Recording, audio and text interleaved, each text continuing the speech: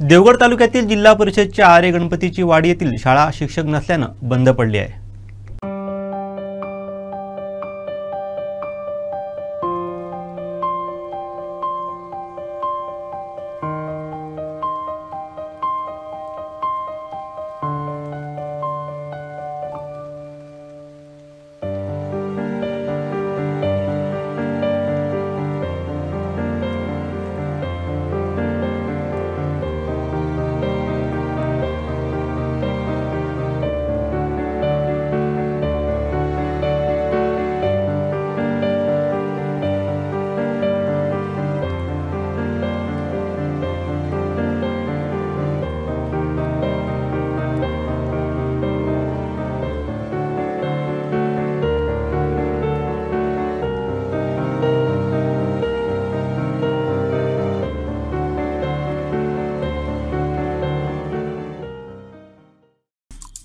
आमचे दिवसभरातले सर्व अपडेट्स, ताज्या घडामोडी आणि थेट लाईव्ह पाहण्यासाठी सबस्क्राइब करा, लाईक करा कोकणचं नंबर 1 महा चॅनल कोकण 7 लाईव्हचं YouTube चॅनल।